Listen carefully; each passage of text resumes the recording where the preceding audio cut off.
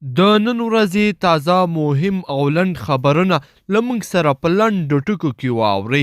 درنو لیدونکو السلام علیکم، ستړي مه شئ، وخت مو په خیر. ورځو د طالبانو پر لور. طالبان د اوربند په اړه خپله پریکړه تر نهایي کېدو وروسته اعلان کوو. طالبان وایي د اوربند په هکله خپله پریکړه تر نهایي کېدو وروسته اعلانوي. د طالبانو یو ویان ذبیح الله مجاهد د رسنیو له لوري د اوربند په اړه پر خپرو شویو راپورونو غبرګون ښودلی دی. نوموړي ویلي په دې اړه هم لا هم د طالب مشرانو ترمنځ خبرې او بحثونه روان دي او په وینا یې همدا چې مسأله نهایي شي، طالبان به خپله پریکړه ژر تر ژره اعلان کړي. د کمیسیون پر لوري ورځو. کمیسیون وایي نن به د شکایاتو کمیسیون څېړنه پیل شي. د ټاکنیزو شکایتونو کمیسیون غړو رسنیو ته ویلي چې تر ټولو ډیر شکایتونه په کابل، ننګرهار، خوست او کندهار ولایتونو کې ثبت شوي دي. کمیسیون وایي په تیرو ورځو کې د شکایتونو د تنظیم چارې مخ ته وړلې او سر له ننه به د دغه شکایتونو څېړنه او ارزونه بیا پیل شي. پاکستان ته ورځو. په افغانستان کې د پاکستان یو پخوانی سفیر رستم شاه وایي افغان حکومت پلان لري چې پر کونړ او کابل سیند تر 13 پورې د اوبو بندونه ورغوي. د ده په خبره که افغانستان دغه بندونه جوړ کړي نو په پاکستان کې به ستر بحران رامنځته شي.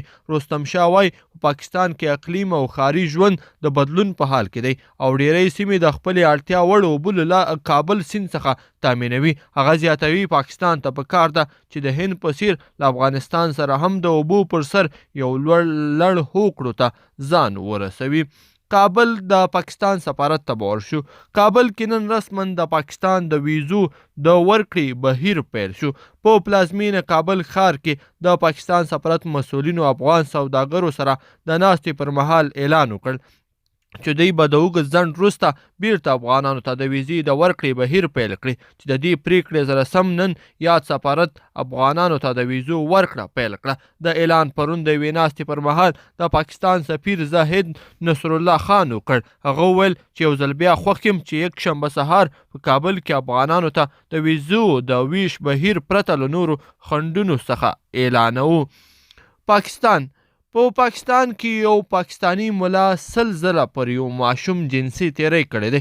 د پاکستان په خیبر پښتونخوا سیمه کې د یوې سیمې مدرسې ملا 100 ځله د دیني زده کړو پر یو ماشوم زده کوونکي باندې په خپله مدرسه کې جنسي تیری کړی دی چې آن اوس په روغتون کې په بستر پروت دی. د معلوماتو له مخې په یاد ماشوم له دغو مسلسلو جنسي تیریو کولو وروسته د پولیسو له لوري مدرسه تړل شوې ده او هم یې د مشر سربیره 3 نور استادان نیول شوي دي چې یادې پیښې ته به ځواب وایي.